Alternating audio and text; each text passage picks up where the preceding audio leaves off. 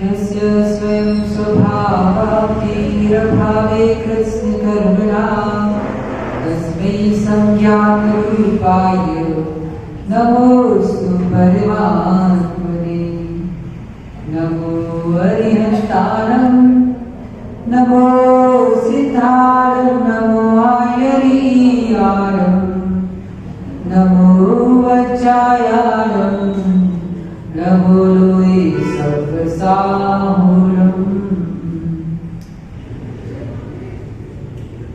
पंच परमेश्वरी भगवान की देवी हजारा श्री महावीर भगवान की पूज्य आचार्य परमेश्वरी पूज्य पाद स्वामी की परम पूज्य आचार्य भगवान विशुद्ध सागर जी महामुनि राज जी की परम पूज्य श्रवण मुनि श्री श्रेष्ठ सागर जी महाराज जी की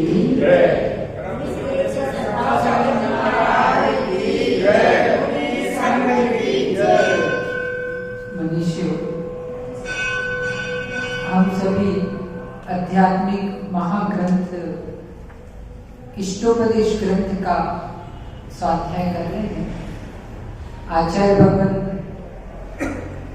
पूज्यपाद स्वामी ने कल जो जीव के द्वारा अनादि अनंत पर्यायों में जो पुद्गल का भोग किया है उससे विरक्त होने की प्रेरणा देते हुए कहा कि भुक्तो जित मुहुर मोहात मया सर्वे पुद्गला, कि जितने भी पुद्गल पदार्थ हैं वो बार बार मेरे द्वारा भोगे गए हैं और भोग करके छोड़ दिए गए हैं। अब उन्हें वापस से क्यों भोगना?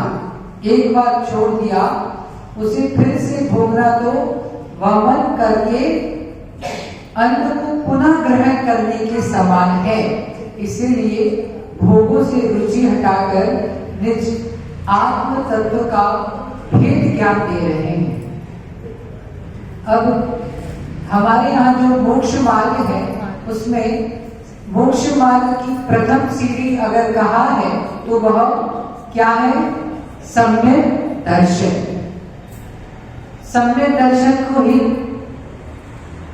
विवेक भी कहा जाता है। सम्यक दर्शन को विश्वास, समीचीन श्रद्धा भी कहा जाता है। और यह सम्यक जो है वह प्रशंसनीय अर्थ में आता है। तो यहाँ पे बता रहे हैं कि जो विवेक है उसका यथार्थ मीनिंग क्या है? विवेक अर्थात पृथक करना, भेद करना, अलग करना। विवेक यानी जो भली और बुरी बातें हैं उनको सोचने और समझने की शक्ति का ज्ञान होना, यह विवेक है। मन की वह शक्ति जिससे हमें सही और गलत का स्पष्ट ज्ञान हो, वह विवेक कहा जाता है। अच्छा, छोटे बच्चे में भी विवेक पाया जाता है। जैसे कोई छोटा सा बच्चा किसी जलती हुई अग्नि है, ठीक है, तो जैसे वहां से दूर होने लगता है तो अच्छे बुरे का जो ज्ञान है, जो स्पष्टता है, वह विवेक कहलाता है। अब आगम में विवेक के बारे में बताया है कि देव अदेव, पात्र अपात्र, शुभ अशुभ, गुण दोष और शास्त्र के विषय में जो विचार है वह विवेक कहलाता है। कि सच्चे देव कौन से हैं और कुदेव कौन से हैं, पात्र कौन से हैं, अपात्र कौन से हैं, पुण्य क्या है और पाप क्या है। जब जीव को इसका अर्थ भेद मालूम हो जाता है तो वह विवेक कहलाता है। शरीर और आत्मा में जो भेद विज्ञान है वह विवेक है। मनुष्य का जो सारभूत और असारभूत का ज्ञान है वह भी विवेक कहलाता है। कि क्या ग्रहण करने योग्य है और क्या छोड़ने योग्य है, यह जो ज्ञान है वह भी विवेक कहलाता है, जिससे हमें वस्तु तत्व का बोध होता है। अब विवेक की महिमा बता रहे हैं कि कितना इंपॉर्टेंट है विवेक। ज्ञान होना भिन्न विषय। ज्ञान तो सामान्य ज्ञान तो कॉलेज के प्रोफेसर में भी बहुत देखा जाता है, कोई विद्वान पंडित है उनमें भी बहुत देखा जाएगा। लेकिन जब यह ज्ञान सामान्य जब सम्यक दर्शन अर्थात विवेक के साथ होता है तो वही ज्ञान सम्यक ज्ञान कहलाता है। जो विवेक है वह उसका मूल जो है, यानी यह विवेक वृक्ष कैसे उत्पन्न होता है। हम कहते हैं ना कि हम काम तो करते हैं, क्रियाएं करते हैं, लेकिन कभी कभी हमें इस बात में समझ में आता है कि वह समीचीन नहीं थी या वो गलत थी, तो उसका वह विवेक ज्ञान हमें कैसे प्राप्त हो। तो बताते हैं कि जिस वृक्ष का मूल विषयों से विरक्ति है, जिसका स्कंध सम्यक तप है, जिसकी शाखाएं सभी प्रकार की विनय है।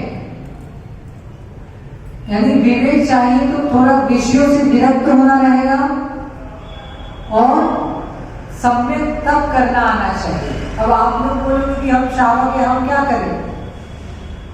तो जो अप्रयोजनभूत अनावश्यक जो विषय है उनसे विरक्त हो जाए और तब स्कंद जो तना है उस विवेक का वो बताया सम्यक तप है। तो जो अनावश्यक इच्छाएं हैं अप्रयोजनभूत, उन इच्छाओं का निरोध करना, नियंत्रण करना प्रारंभ कर दीजिए, ये हमारा तप हो गया। इसके अलावा जिसकी शाखाएं सभी प्रकार की विनय है। आगम में 4 प्रकार की विनय बताई है। दर्शन विनय, ज्ञान विनय, चारित्र विनय और तप विनय। जो दर्शन अर्थात सम्यक दर्शन से शुद्ध है, सम्यक दर्शन की, और जो दर्शनवान है अर्थात जो श्रद्धावान है।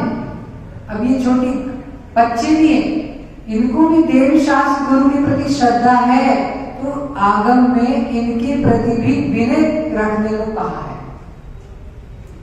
एक छोटा बच्चा भी हमारा धर्म है, आगे जाकर वही धर्म को आगे बढ़ाने वाला है। तो श्रद्धा, श्रद्धावान, ज्ञान, ज्ञानवान और चारित्र, चारित्रवान, तप और तपस्वी, इनके प्रति सम्मान, आदर का भाव रखना, उनके व्रतों में, क्रियाओं में सहयोग करना, यह महत्व देना, यह विनय कहलाता है। पूज्येषु गुणानुरागो भक्ति, भक्ति के द्वारा विनय प्रदर्शित की जाती है। घर में जैसे कोई बच्चा है या कोई व्यक्ति है, उदास है, तो कुछ नहीं, आप उसकी गुणों की प्रशंसा कर दीजिए, उसका चित्त पुलकित हो जाएगा, प्रबोधित हो जाएगा। विनय हो गया। फिर जिसके पत्ते ज्ञान विज्ञान है, विवेक का वृक्ष की बता रहे कि जो आपके मन का जो विवेक वृक्ष है वो कैसे तैयार होगा। तो विरक्ति चाहिए, फिर तप चाहिए, विनय चाहिए और ज्ञान विज्ञान।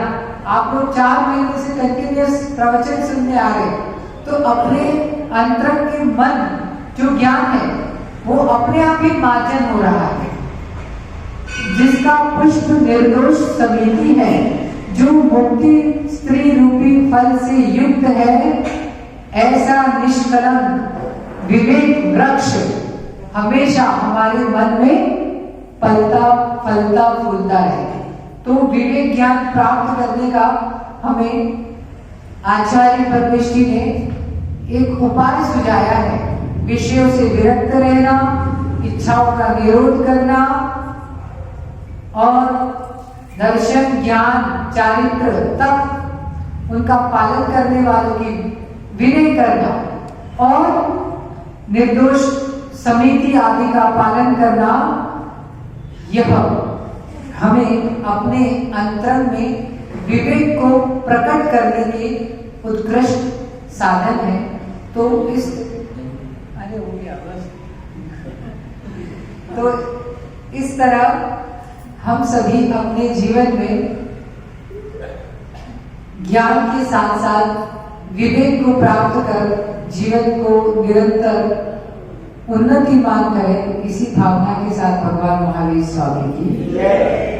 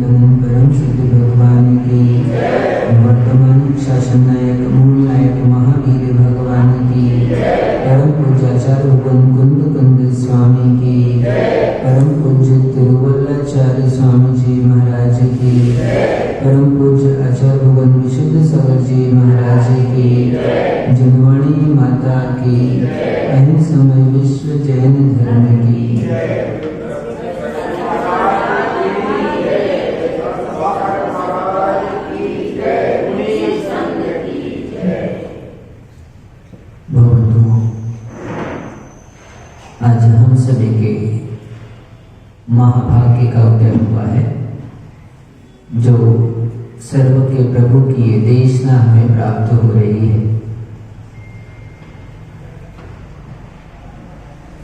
बड़े ही पुण्य का नियोग होता है तब जिनेंद्र भगवान की देशना प्राप्त होती है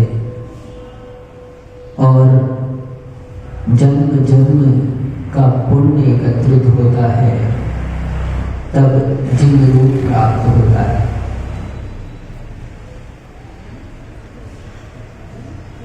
जिन रूप प्राप्त होता है। आप सोच रहे होंगे आज महाराज ने जिन रूप क्यों कहा, क्योंकि जैसे ही हम यहाँ पर आकर बैठे तो हमारी नजर पड़ गई। कुछ दिन विशिष्ट होते हैं, उन दिनों में अपने भाव विशेष तरह के हो जाते हैं, अपने आप सहज ही। आपका जन्मदिन आता है, क्या होता है जन्मदिन के दिन? वही सूरज निकलता है, वैसे ही वैसे ही रात होती है, वैसे ही सुबह होती है, सब कुछ वैसे ही रहता है। लेकिन संजय में फिर भी क्या होता है? कुछ अलग होता है। ये प्रकृति में ही ऐसा है। आप देखो 24 तीर्थंकरों के कल्याण यदि आप विचार करें तो सबके लगभग जन्म तक या एक साथ दो कल्याणक बहुत सारे होते हैं। और यदि इस पर विचार किया जाए तो जब दीक्षा आदि का काल होता है, जन्म का काल होता है, तो समाधि का काल भी लगभग उसके आसपास में आता है, आसपास में आता है। ऐसे आचार्य भगवान पद्मनंदी महाराज कहा करते थे। तो आज का वही दिन है जब पहली बार आचार्य से पीछे दे रहे हैं ना, तो हमको इतने ही समय में लगभग हम मंच में बैठे थे, तो आज के दिन हमको पीछे दी गई थी पहली बार।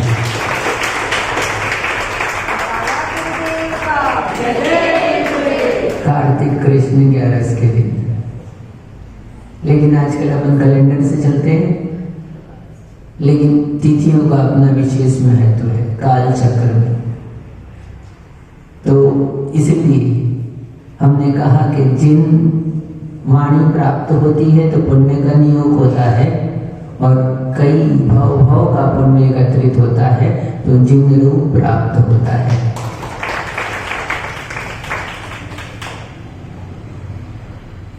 जीवन बड़ा विचित्र है, और जीवन नहीं, वस्तु बड़ी विचित्र है, और इस वस्तु को समझना बहुत जरूरी है। यदि वस्तु नहीं समझी हमने तो कुछ भी समझ में आने वाला नहीं। विमल दादा, बड़ी अजीब सी वस्तु है। अध्यक्ष जी, हर समय बदल रही है, हर समय बदल रही है, और बदलते हुए भी नहीं बदल रही। ये इसकी विचित्रता है। संसार की सभी वस्तुएं हर समय बदल रही है। आप सोच भी नहीं पाओगे, उतनी देर में बदल जाएगी। जैसे आप घर से आए थे, अभी यहां पर वैसे नहीं बचे। हाँ, जग्गू भी दाढ़ी कब बनाई? स्मार्ट लग रहे हैं आज आप, अच्छा बता दो। कब बनाई? आज बनाई? कल बनाई? कब आएगी? हाँ, 20 रुपये कब आएगी बताओ? आप तो रोज बनाते हो। हाँ, रोज आ जाती है ना? कब आती है? जिस समय बना रहे हैं, और बनते बनते भी आते जा रही है। ये अलग बात है, हम जान नहीं पाते। क्यों? कल बच्चे का जन्मदिन मनाया था ना, 2 दिन पहले। कितने साल का हो गया? 11 साल का। कब हो गया 11 साल का? 2 दिन पहले हो गया। कब बड़ा हो? बड़ा कब हुआ? अरे जिस समय से गर्भ में आया है, और गर्भ में आने से पहले भी आयु के निषेध प्रारंभ हो गए। गर्भ में आने से पहले क्या नाम है? सुनो, क्यों? क्योंकि एक आयु समाप्त हुई, उसके अगले ही क्षण में दूसरी आयु प्रारंभ हो जाती है। क्या? गर्भ में आने में तो 3 समय लगेगा, 4 समय लगेगा, लेकिन इन 3-4 समयों में भी जैसे यहां से कोई मरण किया, और मरण करते ही अगले समय में, मरण का मतलब ही यही होता है कि अगली आयु का प्रारंभ हो चुका है। हम शरीर में तभी तक रहते हैं जब तक आयु कर्म है, और आयु कर्म निकला के समाप्त हुआ कि हमको शरीर छोड़ना ही पड़ता है। कोई रोक नहीं सकता। कौन रोका है शरीर में? शरीरों का हमारे ही द्वारा बांधा हुआ आयु कर्म, उस आयु कर्म की वजह से हम शरीर में रुके हुए हैं। और प्रति समय संसारी जीवों के आयु कर्म का उदय रहता ही है। अब जब तक मनुष्य आयु का उदय चल रहा है तब तक हम इस शरीर में हैं। जैसे ही मनुष्य आयु के निषेक पूरे हो जाएंगे तो अन्य आयु का उदय प्रारंभ होगा। इसी को कहते हैं मरण। वास्तव में मरता नहीं है आदमी तो जीते रहता है। अभी कौन सी आयु में जी रहे हो? अभी मनुष्य भाव में जी रहे हो। और फिर हाँ, जैसे जैसे कर्म होंगे, जो भी आयु आएगी उस आयु में जियोगे तो मरे कब? हाँ, नहीं मरते। ये जीवन बड़ा विचित्र है।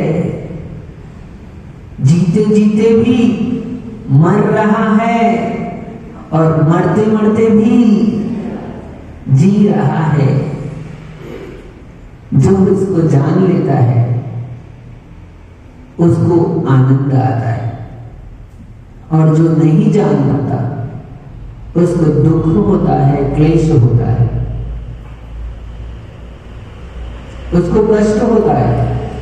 इसलिए हमने कहा वस्तु बड़ी विचित्र है, हर समय बदल रही है और बदलते हुए भी नहीं बदल रही। ऐसी अनेकांतात्मक वस्तु है। हम भी हर समय बदल रहे हैं। अब ऐसा मत कहना संजय भैया, थोड़े दिन बाद आप मिलोगे तो बोलोगे महाराज आप तो बदल गए। हाँ, महाराज बदल गए। अरे थोड़े दिन बाद नहीं बदलेंगे, हम तो बदल चुके हैं। और हम तो बदल चुके हैं नहीं, हम तो बदल रहे हैं। जैसे जसपुर में आए थे वैसे ही है कि नहीं? हाँ, वैसे नहीं है। अच्छा, वैसे ही है कि नहीं? वैसे ही है। इसीलिए कह रहे हैं हम दृष्टि को व्यापक करने की जरूरत है। अभी जिसको आप कह रहे हैं बदल गए हैं तो वो तो हम हैं ही नहीं, और वो शरीर तो बदल गया सो बदल गया। शरीर की बात नहीं कर रहे, अभी हम भी बदल चुके हैं और हम भी नहीं बदले हैं। केवल बदलाहट को मत देखो, हम परिवर्तन को देखते रहते हैं तो हमको दुख होता है, क्लेश होता है।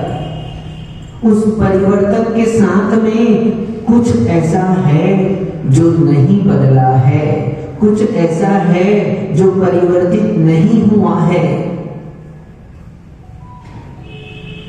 हम परिवर्तन को देखते हैं तो दुख होता है। क्यों? अरे ये शरीर छोड़कर हमको जाना पड़ेगा, अब ये शरीर छूट रहा है, हम कहां जाएंगे, क्या मिलेगा, क्या होगा? क्या देख रहे हैं अभी आप परिवर्तन को देख रहे हो। परिवर्तन को मत देखो, उस परिवर्तन के साथ में जो अपरिवर्तनीय है उसको देखो। परिवर्तन को देखोगे तो दुख होगा, परिवर्तन को देखोगे तो क्लेश होगा, परिवर्तन को देखोगे तो कषाय आएगी। और उस परिवर्तन के साथ में अपरिवर्तन भी है। उस बदलाहट के साथ में कुछ ऐसा है जो नहीं बदल रहा। इसलिए शास्त्र की भाषा में कहें तो पर्यायों को मत देखो, द्रव्य को देखो। दृष्टि पर्याय पर मत लगाओ। हम देखते तो अरे हम बालक थे, अच्छा था, बालक थे तो युवा हो गए, अच्छा था, तो युवा सोचे बालक बने में ही अच्छा था। हाँ, कोई खाने का टेंशन ना पीने का टेंशन, सब चिंता कौन करे? हाँ, अपनी चिंता भी दूसरे करते हैं। सही है, बहुत अच्छे से समझना है इसको। जब तक हम अपनी चिंता करेंगे तो हम परेशान होंगे, और अपनी चिंता करना छोड़ दोगे तो आपकी चिंता दूसरा करने लगेगा। हाँ, पर इससे दो बातें निकल कर आती है। देखो, सही कह रहे हैं। पहली बात देखो, हम अपनी चिंता नहीं करते तो हमारी चिंता कौन करता है? ये सारे के सारे श्रावक जन करते हैं। मुनिराज अपनी चिंता नहीं करते, ना खाने की चिंता, ना पीने की, ना सोने की, ना जाने की, ना उठने की, ना बैठने की, ना आने की। समझे भैया? हम इसे कहते चिंता मत करो, इनको चिंता लगी रहती। महाराज कल परसों, हाँ पता है, देखो सब वास्तव में वस्तु व्यवस्था व्यवस्थित है। यहां से मरण होगा और मरण कर कर जहां जाएंगे, मान लो देवगति में जाएंगे, तो क्या होगा? वहां मकान बनाना पड़ेगा, वीरू भैया, व्यवस्था बनानी पड़ेगी। वहां हलवाई की, काम करने वालों की, नौकरों की, किसकी व्यवस्था बनानी पड़ेगी? क्यों? सब कुछ बना हुआ है, व्यवस्थित है। आप फोकट परेशान हो रहे हैं, चिंता कर रहे हैं। आप तो धर्म ध्यान करो, मरण करके जाओगे, रत्नों के भवन मिलेंगे सारे के सारे आपको, और हाँ कम से कम 32 देवियां मिलेगी, अनुचर मिलेंगे, सो लाखों करोड़ों की संख्या में मिलेंगे। आपको कोई टेंशन करने की जरूरत नहीं है, कुछ नहीं करना पड़ेगा। हाँ, मरना तो नहीं पड़ेगा, कुछ नहीं करेंगे तो भी, और करेंगे तो भी, तो कर करके परेशान हो रहे हैं हम लोग। कुछ टेंशन नहीं लो, धर्म ध्यान करो शांति से, अपने आप व्यवस्थित, आपको सब व्यवस्था बन रही है आपकी। आप धर्म ध्यान करो, आपकी सब व्यवस्थाएं बन रही है। जैसे स्वर्ग में जाकर बन रही है ना, ऐसे अन्य जगह में भी बनती है, अन्य गतियों में भी बनती है। हम उस दिन परसों चर्चा कर रहे थे, अंदर में स्वाध्याय में निकल कर आया था विषय क्या, पूरी सृष्टि में देखो प्रदीप भैया, वहां बैठे पूछो उनसे, तिजोरी कौन बनाता है? बोलो वहां। हाँ, पूरी सृष्टि में कितने तरह के प्राणी रहते हैं? 84 लाख योनियां हैं। उन 84 लाख योनियों में मनुष्यों की 14 लाख योनियां हैं।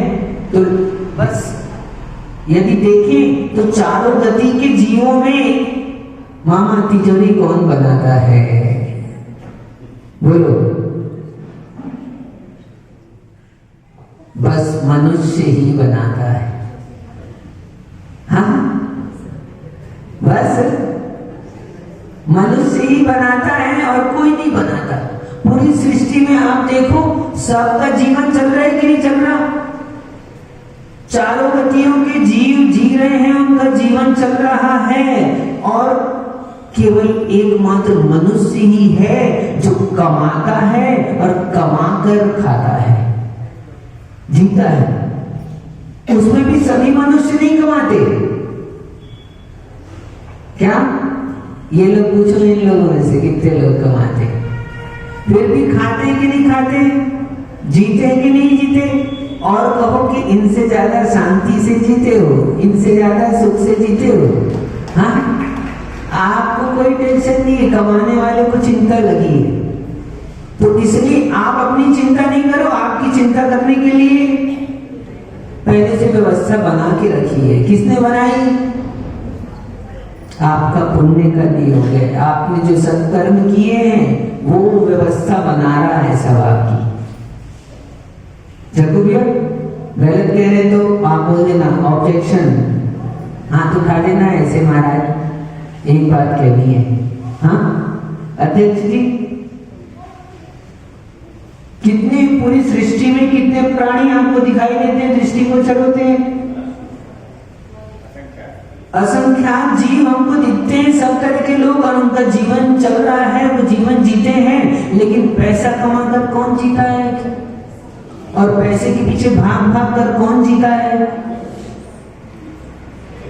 बहुत थोड़े से लोग व्यर्थ में परेशान हो रहे हैं। परेशान नहीं भी हो तो भी जीवन तो चलेगा ही चलेगा। जीवन मिला है तो जीवन तो चलेगा ही चलेगा। इसलिए ज्यादा तनाव लेने की जरूरत नहीं है। लोग हाय हाय कर रहे हैं, ये धनतेरस आ रही है।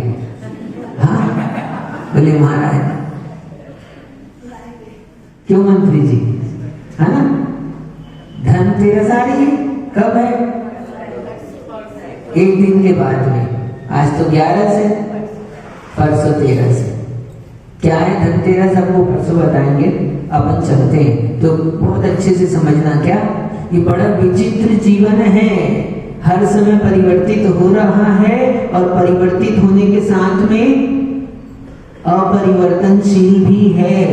दोनों एक साथ में है, लेकिन हम लोग केवल परिवर्तन को देखते हैं, इसलिए दुखी होते हैं। नमन, परिवर्तन को मत देखो, अपरिवर्तन को देखो। क्या बड़े हो गए ना? कितने बड़े हो गए? बोले महाराज जब बड़े हो गए, पैसे कमाने की चिंता है, तो उसीलिए बता रहे हैं हम कि चिंता मत करो, तो धर्म ध्यान करो, पुण्य कमाओ, पैसे मत कमाओ। क्या कमाओ? सुरेश भैया बोलो क्या कमाना है? अरे सुनो, आपको रोटी चाहिए ना? रोटी चाहिए क्या? देखो जग्गू भैया सन बता रहे हैं, कितनी बढ़िया बात। रोटी चाहिए आपको? रोटी चाहिए तो रोटी आएगी कैसे? हाँ, आटा होगा तब तो। आटा कैसे मिलेगा? हाँ, गेहूं होगा तब तो होगा, गेहूं लाएंगे, गेहूं होगा तब तो आटा बनेगा। गेहूं कब आएगा? हाँ, पैसा होगा तब आएगा। हाँ, पैसा कब आएगा? हाँ, कमाने से पैसा आता है, कमाने से नहीं आता। हाँ, इस सिद्धांत को समझना है अपने को। क्या? इसलिए बहुत अच्छे से समझो, हम लोग परेशान होते हैं, और जहां से आता है वहीं नहीं जाते, तो आएगा कैसे? धनतेरस आ रही, धन के पीछे भागोगे, अरे धन आएगा किससे? इसलिए धन के पीछे मत भागो। यदि धन भी चाहिए तो पुण्य के पीछे भागो, तो अपने आप धन आएगा। लेकिन एक बात और समझना कि पुण्य भी मेरा द्रव्य नहीं है, उस पुण्य को भी छोड़ना पड़ता है। और पुण्य किसको मिलता है? जो पुण्य के पीछे भागता है उसको पुण्य नहीं मिलता। जो हमारी बात समझ में आ रही कि नहीं आ रही? पहले बोलो, इतनी तो आई, जहां तक अभी थोड़ी पीछे की छोड़ दो, उतनी तो आई कि नहीं आई? समझ में आई ना? आगे चलते हैं अपन। देखो, जो पुण्य के पीछे भागता है उसको पुण्य कम मिलता है, जो पुण्य के पीछे नहीं भागता उसको पुण्य अधिक मिलता है। कैसे? अभी आप मंदिर में आए ना, तो कुछ लोग इसलिए आए कि मंदिर आएंगे तो पुण्य मिलेगा, और पुण्य मिलेगा तो कमाई होगी हमारी धनतेरस में। हाँ डॉक्टर साहब, इसलिए मंदिर आएंगे, मंदिर आने से हमारे पास संपदा बढ़ जाएगी, तो उसको अधिक पुण्य मिलेगा कि जो इसलिए मंदिर आया कि भगवान मेरे पुण्य भी नष्ट हो जाए, पाप भी नष्ट हो जाए, उसको अधिक मिलेगा? बताओ, अब बोलो। हाँ, नहीं आया समझ में? फिर से बोलते हैं क्या? एक जने भावना लेकर आया कि मेरे को बच्चे मिल जाए, मेरे को स्त्री मिल जाए, मेरे को धन वैभव मिल जाए, मेरे को संपत्ति मिल जाए, तो आकांक्षा लेकर भगवान के पास आया है, उसको पुण्य ज्यादा मिलेगा कि जो निकांक्षित भाव से आया है, मेरे को कुछ नहीं चाहिए भगवान, सारे मेरे कर्मों का नाश हो जाए, मुझे तो आपके जैसे गुणों की संपत्ति मिल जाए, उसको अधिक पुण्य मिलेगा कि जो आकांक्षा लेकर आया उसको मिलेगा? तो इसलिए जो पुण्य के पीछे भागता है उसको पुण्य नहीं मिलता, जो पुण्य को भी लात मार देता है, आपकी भाषा में, हाँ, जो पुण्य को भी, जिसको छोड़ोगे वो आपके पीछे भागेगा, और जिसके पीछे भागोगे वो आपसे दूर भागेगा। प्रकृति का सिद्धांत है, क्या सिद्धांत है अमित भैया? इतना सा सिद्धांत है बस, जिसके पीछे भगोगे वो आपसे दूर भगेगा, जिसको छोड़ दोगे वो आपके पीछे भगेगा। इतनी सी बात सीखना है अपने को, एकदम सरल, ज्यादा शास्त्र पढ़ना नहीं, ज्यादा टेंशन लेना नहीं, ज्यादा कमाई करना नहीं, क्या करना है अपने को? हाँ, फिर पुण्य के पीछे भाग रहे हो। अरे इतनी देर से तो बता रहे हैं, बोले आपको कुछ भी नहीं चाहिए, क्या? हाँ ऐसा, हमको कुछ नहीं चाहिए, आप स्वयं कहते हो। आप देखो, भगवान के पास आते हो और बोलते हो क्या? मन में रहता है पुण्य मिल जाए, और वहां पर कहते हो क्या? अष्ट कर्म दहनाए धूपम निर्वपामिति। तो अष्ट कर्म में कौन कौन से आते हैं? पुण्य आता है कि नहीं आता? हाँ, अब कल से नहीं बोलोगे अष्ट कर्म, कल से बोलोगे पाप कर्म दहना है धूपम निर्वपामिति, ऐसा बोलोगे क्या? हाँ, तो हम मन में रहता है कि पुण्य मिल जाए, और कहते क्या है? अष्ट कर्म न। अरे अष्ट, हम पूरा कर्म नष्ट हो जाए चाहते हैं तो मोक्ष मिलता है, इसलिए मोक्ष के लिए जो आता है उसको पुण्य मिलता है, जो पुण्य के लिए आता है उसे पुण्य नहीं मिलता। इस सिद्धांत को समझो। इसलिए धर्म करना, प्रवचन भी सुनना, मंदिर भी आना, महाराज को आहार देना, सेवा करना, वैयावृत्ति करना, जो बन पड़े वो सारे काम करना, लेकिन किसके लिए? अभी फिर वो भाई, हाँ, बस इसलिए करना कि अष्ट कर्म दहना है, भगवान मेरे कर्मों का नाश हो। हम जो भी चीज कर रहे हैं क्यों कर रहे हैं? कर्म नाश के लिए। यदि कर्म नाश का लक्ष्य लेकर करोगे तो बस अपने आप सारी व्यवस्था व्यवस्थित आपको मिल जाएगी, चिंता करने की कोई जरूरत नहीं है। बड़े बड़े भवन बने हुए हैं आपके लिए, कितने बड़े? 500 योजन ऊंचे भवन, और ये सीमेंट के नहीं, मार्बल के नहीं। क्यों समर्थ? हाँ, कितना आनंद है, देखो कुछ करने की जरूरत नहीं, यहाँ से मरो चले जाओ वहां पर। कितने मिलेंगे? नौकर भी मिलेंगे तो कितने में? 1 करोड़ अनुचर। आपके पास कितने हैं अभी कितने विरुद्ध कितने हैं आपके पास में? हाँ, ओ, और स्त्रियां मिलेगी तो कितने मिलेगी? सुख मिलेगा तो कितना मिलेगा? अरे इतना क्या थोड़ी बड़ी चीज के पीछे भागते हो? छोड़ो सब, हाँ, सब कुछ छोड़ दो, सब कुछ मिल जाएगा।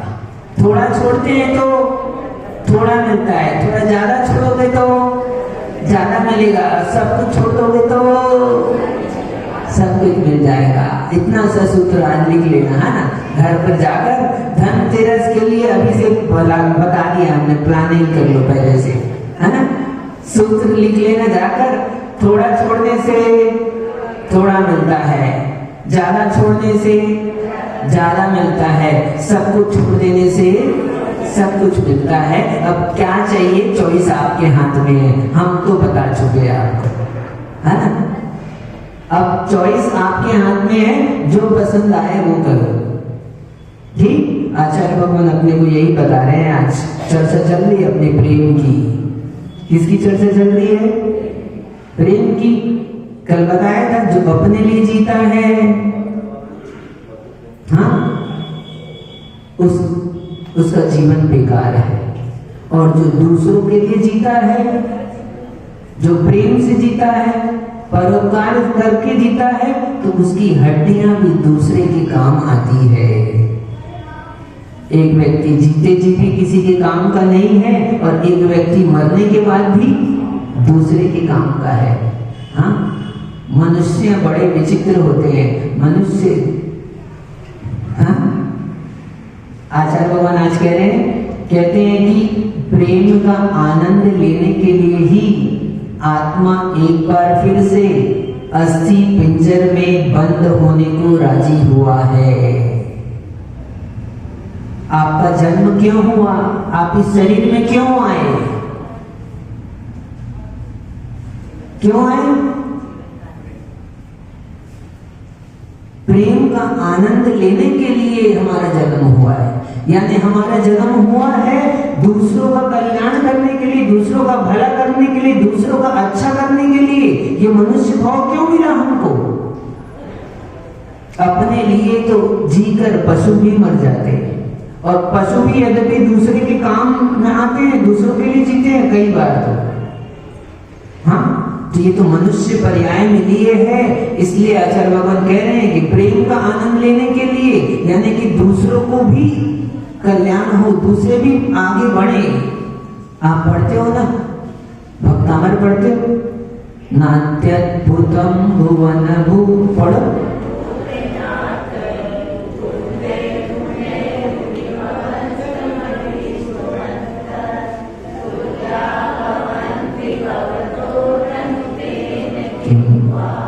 भूत्याश्रितम यैनात्म समम करोति। वीरू भैया, कौन सेठ जी सबसे अच्छा है? जो हमेशा नौकर को नौकर बनाए रखे वो अच्छा, कि जो नौकर को भी तरक्की प्रदान करे और वो चाहे कि ये भी एक दिन मालिक बन जाए, वो अच्छा? कौन अच्छा है बताओ? हाँ, क्या वास्तव में आप उसकी उन्नति चाहोगे तो अपने आप उसकी उन्नति के साथ साथ आपकी उन्नति होगी। हमारे जैन दर्शन की मौलिक विशेषता है, हमारे यहाँ भगवान एक नहीं होता। डॉक्टर साहब, एक भगवान नहीं होता। यहाँ पर सभी को, यहाँ कहते हैं कि आप भी भगवान बन सकते हो, और भगवान बनाने की विधि बताते हैं। यहाँ ऐसा नहीं कि हम भगवान बने रहेंगे और तुम दास बने रहो सदा काल, क्या सदा सेवा करते रहो, ऐसा नहीं है। इसलिए कह रहे हैं, जो अपने आश्रित जनों को अपने स्तर पर ले आए, अपने जैसा बना ले, वो श्रेष्ठ होता है। इसलिए आपके जैसे भूतनाथ है कि नहीं? कौन से? आप लोग पूछते हो कि नहीं? नहीं पूछते? कौन कौन नहीं पूछता? हाथ उठाओ, देखिए जरा। भूतनाथ को सब पूछते हैं, नहीं पूछते? हाँ, अरे भूतनाथ कौन है? भूतनाथ ये हमारे 3 लोग के नाथ है ना। भूत यानी होता है प्राणी, और प्राणियों के नाथ हैं। आप स्वयं वाले बोल रहे थे, नात्यद्भुतम भुवन भूषण भूतनाथ। आप स्वयं बोलते हो कि आपके जैसे कोई भूतनाथ नहीं है। क्यों नहीं है आपके जैसे भूतनाथ? क्योंकि जो अपने आश्रित जनों को अपने जैसा कर ले, ये भगवान के द्वार पर आते हैं तो ये जो भी भगवान बन जाते हैं। ये हर किसी को अपने जैसा बना लेते हैं। ये हमारे जैन दर्शन की विशेषता है।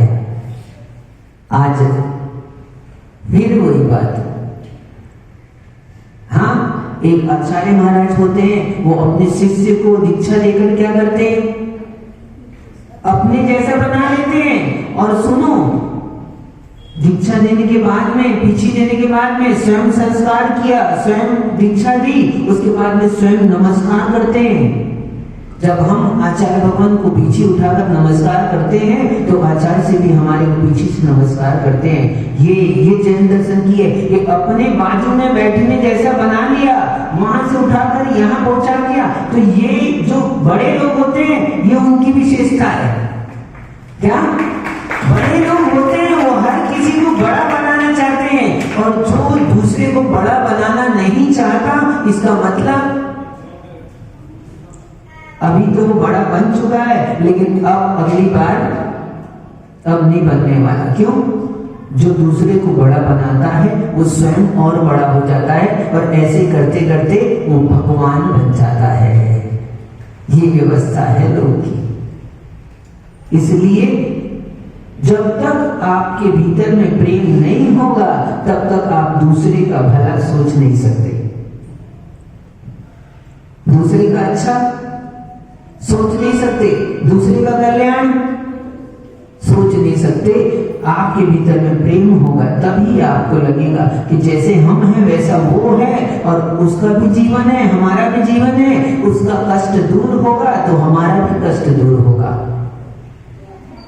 इसलिए दूसरों की उन्नति चाहने वाले की उन्नति सहज होती है, स्वयं होती है। इसलिए आचार्य भगवान कह रहे हैं कि हमारा जन्म हुआ है, हम इस अस्थि पिंजर के बंधन में आए हैं, तो केवल किस लिए आए हैं?